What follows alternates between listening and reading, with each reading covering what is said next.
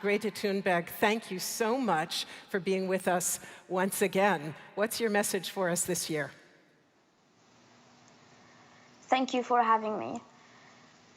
Tomorrow, 150 weeks will have passed since we started the school strike for the climate. And during this time, more and more people around the world have woken up to the climate and ecological crisis, putting more and more pressure on you, the people in power.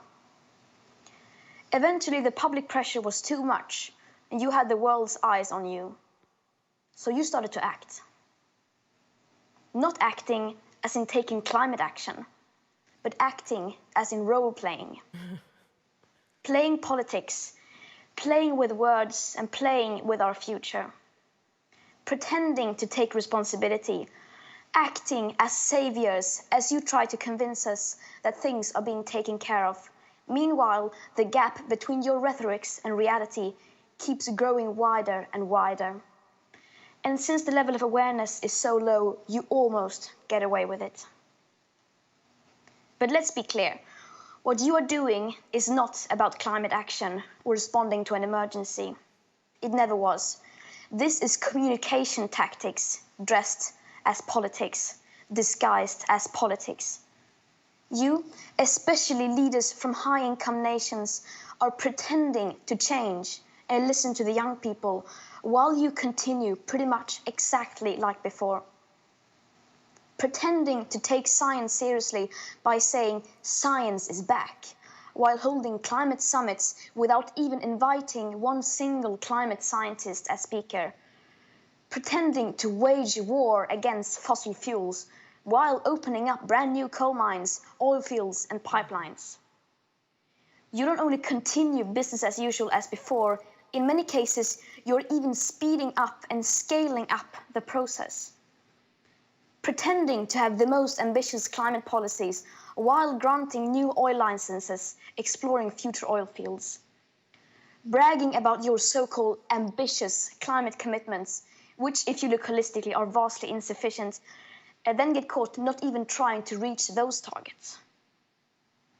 Pretending to care about nature and biodiversity while the world is cutting down a forest area the size of a football field every second.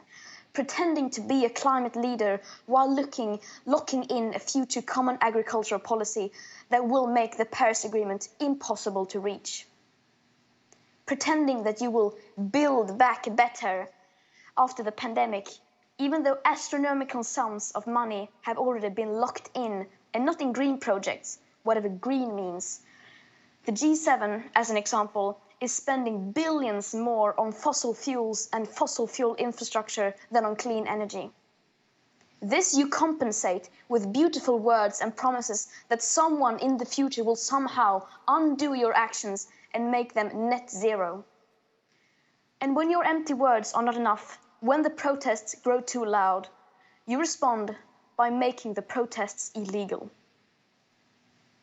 Of course, we welcome all efforts to safeguard future and present living conditions, and these distant net zero emissions targets could be a great start if they weren't full of gaps and loopholes, like leaving out emissions from imported goods, international aviation and shipping, as well as the burning of biomass, using baseline manipulation, excluding most feedback loops and tipping points, ignoring the crucial aspect of equity and historic emissions, as well as making these targets completely relying on fantasy-scale, currently barely existing negative emissions technologies. But as your acts continue, more and more of us are seeing through your manuscripts and your role-playing. The gap between your actions and words is becoming more impossible to ignore, while more and more extreme weather events are raging all around us. And as a result, young people all over this planet are no longer falling for your lies. You are distancing yourself further and further away from us and from reality. Some years ago, you could still claim that we're moving in the right direction. Today, that is no longer possible. 2021 is currently forecasted to be the year with the second highest emission rise ever. You say we need to move slowly to bring the public along. However, how do you honestly expect to bring the people along if you don't treat this crisis like a crisis? If it is one thing the pandemic has proven once and for all, it is that the climate and ecological emergencies have never once been treated as emergencies. The climate crisis is today, at best, being treated only as a business opportunity to create new green jobs, new green businesses and technologies. As the pandemic unfolded, you did not say, this will benefit the face mask manufacturing industry, or this will create new jobs in healthcare and hospitals.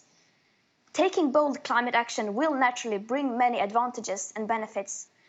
Yet, needless to say, we will not be able to solve a crisis we do not treat as a crisis and that we do not understand the magnitude of. Perhaps playing a role helps you sleep at night, saying things just for the sake of it, because the words are in your scripts. But while you're busy working the stage, you seem to forget that the climate crisis is not something distant in the future. It is already taking so much from the most affected people in the most affected areas. This might just be a game to you, a game to win votes, popularity, points on the stock market, or your next high-paid position in a company or lobbying firm. The ones who focus on the packaging rather than on the actual content, and the ones with the most beautiful speeches and the most short-sighted, likable policies wins. You can and will, of course, choose to continue to play your parts, say your lines and wear your costumes. You can and will continue to pretend. But nature and physics will not fall for it. Nature and physics are not entertained nor distracted by your theater. The audience has grown weary. The show is over. Thank you.